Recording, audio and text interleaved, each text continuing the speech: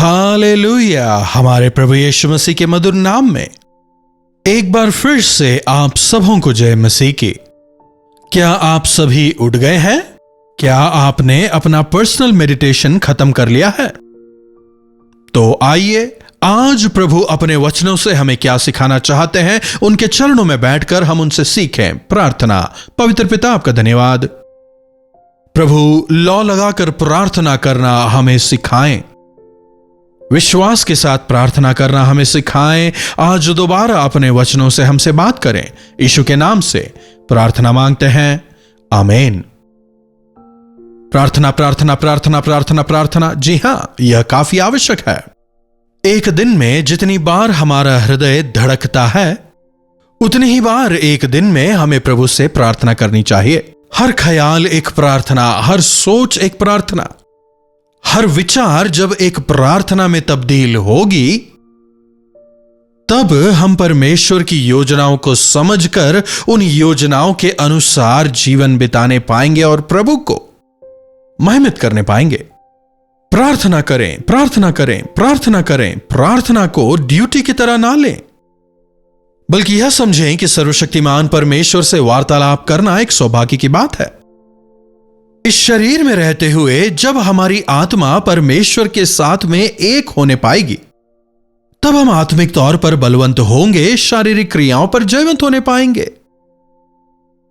क्या आपने यह कहावत सुनी है, बिन पैंदे का लोटा? वह कब किस और फिर जाए किसी को नहीं पता होता। वैसे ही कई लोगों की प्रार्थनाएं भी होती हैं।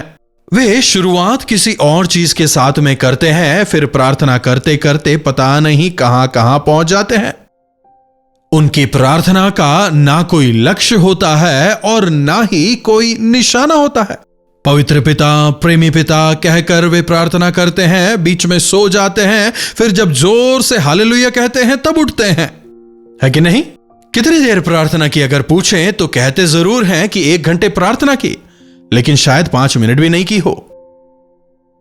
इसीलिए प्रभु का वचन हमसे कहता है कि जागते रहो और प्रार्थना करते रहो। वॉच एंड प्रे मतलब जागते रहो और प्रार्थना करो। वॉच या जागते रहो मतलब थोड़ा सावधान रहो, परिस्थितियों को देखो, समझो और उसके अनुसार तुम प्रार्थना करो। यीशु मसीह जब गेत्सेमने में जाते हैं, 3 शिष्यों को साथ लेकर जाते हैं। क्रूस के उस क्लेश को सहने के लिए प्रभु यीशु मसीह अपने आप को तैयार करने के लिए जब गेत्सेमने जाते हैं, अपने साथ में 3 शिष्यों को ले जाते हैं।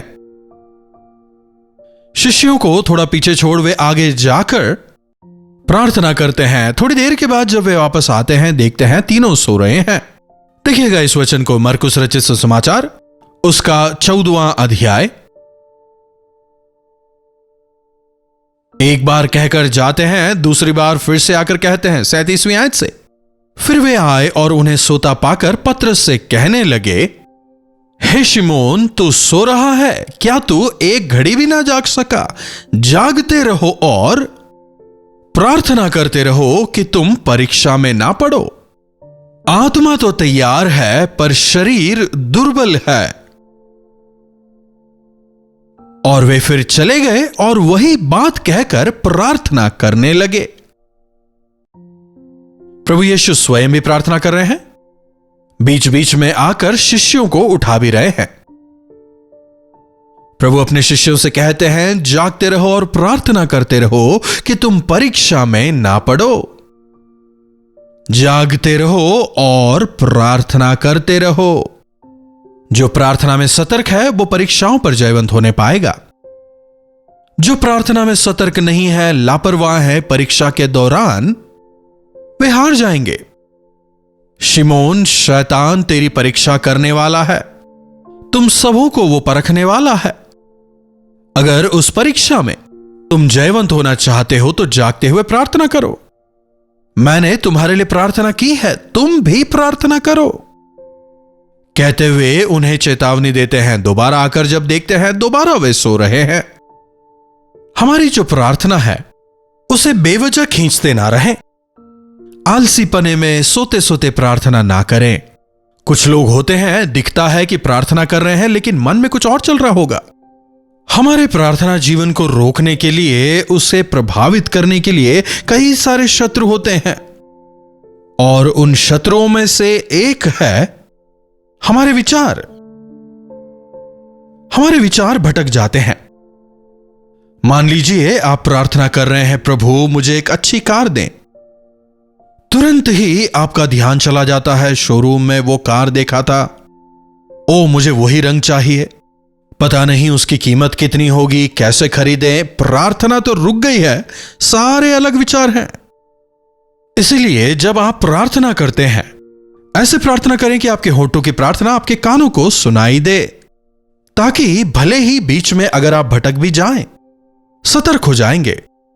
अगर आप मन मन में ही प्रार्थना करते हैं तो आपका ध्यान भटक जाएगा, शायद हो सकता है आप सो भी जाएं, और फिर ऐसी प्रार्थना का कोई फायदा भी नहीं है।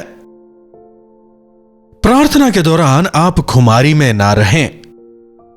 ज्यादा खाने की वजह से एक प्रकार का नशा होता है ना, एक प्रकार की खुमारी। चोर के समान वो दिन तुम पर ना आ पड़े, इसीलिए जागते रहो और प्रार्थना करते रहो। प्रभु यीशु का आगमन काफी करीब है। हमारे आसपास की परिस्थितियां प्रभु यीशु के आगमन का इशारा दे रही हैं, इसीलिए जागते रहो और प्रार्थना करते रहो। कई सारे ऐसे लोग हैं जो प्रार्थना के दौरान सो जाते हैं। जब कोई और प्रार्थना कर रहा होता है, उनकी प्रार्थना से सहमत होकर सतर्कता से आमीन कहने वाले कितने लोग हैं।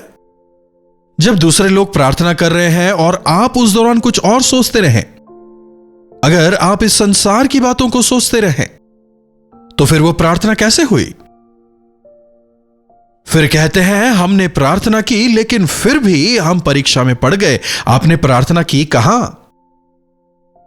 आपकी प्रार्थना में विघ्न डालने वाला आपका सबसे पहला शत्रु है आपके मन के विचार। उन पर काबू करें, तब आगे बढ़ने पाएंगे। और फिर दूसरा है नींद। जी हां, नींद। हम कहते हैं दिन भर काफी व्यस्तता होती है, इसलिए समय नहीं निकाल पाते, रात को प्रार्थना करेंगे। रात को हम थक जाते हैं। शरीर जो है वो तैयार नहीं है, आत्मा तो तैयार है लेकिन शरीर तैयार नहीं है। शरीर साथ नहीं देता। सोफे पर आराम से बैठकर प्रार्थना करने की कोशिश करें, प्रार्थना नहीं कर पाएंगे। दोनों हाथों का सहारा लेके कुछ इस प्रकार से रखकर कुछ लोग सोते हैं, प्रार्थना नहीं। अगर नींद पर आपको जयवंत होना है, अपने आराम से बाहर आएं, या तो घुटनों पर प्रार्थना करें खड़े होकर, या फिर चलकर प्रार्थना करें। फिर जैसे ही हम प्रार्थना करना शुरू करते हैं, वैसे ही कई सारी रुकावटें। फोन आ जाता है। देखिए, कभी भी मोबाइल को पास में रखकर प्रार्थना ना करें। अपने मोबाइल को स्विच ऑफ करें या फिर कहीं और रख दें, और फिर आप अपने प्रार्थना की शुरुआत करें। वो समय पूरा प्रभु के साथ गुजारें। और फिर अगर आप पर जिम्मेदारियां हैं, अगर आप गृहिणी हैं, या फिर अगर आप ऑफिस में हैं, मुझे ये चाहिए वो चाहिए, मम्मी ये दे दीजिए, डैडी ये दे दीजिए, तो इस प्रकार से कोई डिस्टरबेंस आपको ना हो, ऐसे समय को आप चुनें। अगर दिन में काम है तो रात के समय को चुनें। अगर रात में परेशानी होती है तो सुबह प्रार्थना करें। सुबह किसी के भी उठने से पहले आप उठ जाएं और प्रार्थना करें। बिना किसी रुकावट के आप प्रार्थना करने पाएंगे, सतर्क रहने पाएंगे। प्रार्थना करते समय हमें मन से भी करना है और आत्मा से भी करना है। परिस्थितियों को समझकर प्रार्थना करना है, आवश्यकताओं को जानकर प्रार्थना करना है। कौन से विषय हैं जिन्हें लेकर हमारे मन में बोझ है, उन्हें प्रभु के सामने लाकर उन विषयों के लिए बोझ के साथ प्रभु से प्रार्थना करें। कहने का मतलब, ऐसा समय चुने जहां दूसरे आकर आपकी प्रार्थना में विघ्न ना डालें। कुछ लोग कहते हैं कि हम हमेशा प्रार्थना करते हैं, लेकिन उनका मन उस समय वहां नहीं होता। जागते रहें और प्रार्थना करें। Watch and pray. शैतान गरजने वाले सिंह की नाई इसी ताक में फिर रहा है कि किसे फाड़ खाऊं। शैतान की चालों को उजागर क्या करता है जानते हैं? आपकी प्रार्थना। आपकी प्रार्थना के दौरान पवित्र आत्मा आपको प्रेरित करेंगे। कौन सी परीक्षा आपके सामने आने वाली है, किन चीजों से आपको संघर्ष करना होगा। आज आपके परिवार की अवस्था क्या है, आपके बच्चे आने वाले दिनों में किन समस्याओं का सामना करेंगे, क्या कुछ होने वाला है, प्रार्थना के दौरान पवित्र आत्मा वे आप पर जाहिर करेंगे। इसीलिए आवश्यक है कि आप ध्यान लगाकर प्रार्थना करें। प्रार्थना के दौरान जो वायदे प्रभु देते हैं उन्हें आप लिख कर रखें। प्रार्थना के दौरान जो प्रेरणाएं प्रभु देते हैं उन्हें आप लिख कर रखें। प्रार्थना के दौरान हमारी सोच जाती रहती है और प्रभु की सोच से हम भरे जाते हैं। जब आप प्रार्थना करते हैं तो प्रभु परमेश्वर की सोच आप में घर करने लगती है। उनकी योजनाओं को आप समझने लगते हैं। जो योजनाएं, जो सोच प्रभु ने आपको दी है, उन तमाम को आप लिख कर रख लें और उनके पूरा होने के लिए आप लगातार प्रार्थना करते जाएं। प्रार्थना मतलब कुछ बोल दिया और छोड़ दिया नहीं। प्रार्थना जो है परिस्थितियों को बदलती है, हृदयों को बदलती है, हमें परमेश्वर के सानिध्य में प्रवेश दिलाती है और हमें उनकी इच्छाओं को बताती है। एक और वचन देखिएगा, लूका रचित सुसमाचार 21वां अध्याय 34वीं आयत से, इसीलिए सावधान रहो, ऐसा ना हो कि तुम्हारे मन खुमार और मतवालेपन और इस जीवन की चिंताओं से सुस्त हो जाएं और वह दिन तुम पर फंदे की नाई अचानक आ पड़े, क्योंकि वह सारी पृथ्वी के रहने वालों पर इसी प्रकार आ पड़ेगा। इसीलिए जागते रहो और हर समय प्रार्थना करते रहो कि तुम इन सब आने वाली घटनाओं से बचने और मनुष्य के पुत्र के सामने खड़े होने के योग्य बनो। इन अंत के दिनों में कब प्रभु यीशु मसीह आएंगे, क्या आधी रात को या भोर सुबह या दोपहर, हम नहीं जानते। कौन से घड़ी किस समय कोई नहीं जानता, लेकिन उनके आने के जो तमाम चिन्ह हैं वे सब नजर आ रहे हैं। पलक झपकते ही अचानक ही प्रभु यीशु मसीह का आगमन होगा। दो लोग साथ में खड़े होंगे, एक उठा लिया जाएगा, एक छोड़ दिया जाएगा। दो लोग साथ में खेत में काम कर रहे होंगे, उनमें से एक उठा लिया जाएगा, दूसरा छोड़ दिया जाएगा। दो लोग साथ में बिस्तर पर सो रहे होंगे, एक उठा लिया जाएगा और जो तैयार नहीं है वो छोड़ दिया जाएगा। इसीलिए जागते रहो और प्रार्थना करते रहो और अपने आप को मनुष्य के पुत्र के सामने खड़े रहने के योग्य बनाओ। और यह कैसे होगा? जागते रहो और प्रार्थना करते रहो। यूं ही जागते रहने का कोई फायदा नहीं। जागते रहना है और प्रार्थना करना है। परीक्षा में ना पड़ो, इसीलिए जागते रहो और प्रार्थना करो।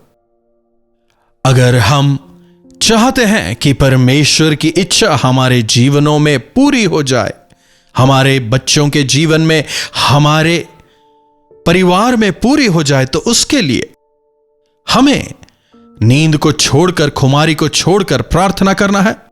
प्रार्थना में बाधा उत्पन्न करने वाले विचारों से हमें अपने आप को दूर करना है। क्यों ना हमेशा जागते हुए प्रार्थना करने को हम अपनी आदत बनाएं। प्रार्थना। पवित्र पिता, आपका धन्यवाद प्रभु, जागते रहकर हर समय प्रार्थना करना हमें सिखाएं। आपका आगमन काफी अधिक निकट है। आपके आने के चिन्हों को हम संसार भर में देख पा रहे हैं। प्रभु, होने दें कि हम आपके सामने खड़े रहने के योग्य हो जाने पाएं। आपके आगमन के समय आपका सामना करने के लिए हम तैयार रहें। ऐसा अनुग्रह हमें से हर एक को दें। महिमा और स्तुति आपको देते हैं। यीशु के नाम से प्रार्थना मांगते हैं, आमीन। अब हमारे पिता परमेश्वर का प्रेम, प्रभु यीशु मसीह का अनुग्रह, पवित्र आत्मा की संगति और सहभागिता हमें से प्रत्येक के साथ आज, कल और सर्वदा बनी रहे। आमीन। प्रभु परमेश्वर की महिमा हो। अपने प्रार्थना विषयों को आप हमें 9884907779 पर व्हाट्सएप, वॉइस मैसेज या फिर टेक्स्ट के जरिए भेज सकते हैं। हम आपसे सुनना चाहेंगे, आपके साथ मिलकर आपके लिए प्रार्थना करेंगे। प्रभु अवश्य चमत्कार करेंगे। चैनल को लाइक, सब्सक्राइब और शेयर करना भी आप ना भूलिएगा।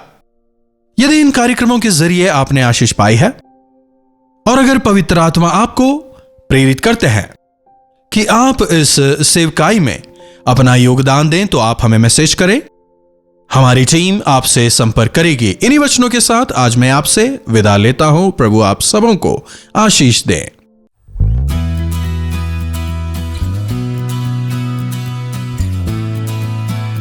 कोलकाता और कोलकाता के आसपास के दर्शकों के लिए खुशखबरी। डॉक्टर जयपॉल कोलकाता आ रहे हैं। तारीख है 4 मार्च दोपहर 2 बजे से शाम 7 बजे तक। जगह है Bible society of India, Jawaharlal Nehru road, Dharmatala. अधिक जानकारी के लिए संपर्क कीजिए 8939527527 या 9884907779 पर। तो डॉक्टर जयपॉल से मिलने का ये मौका बिल्कुल न चूकें।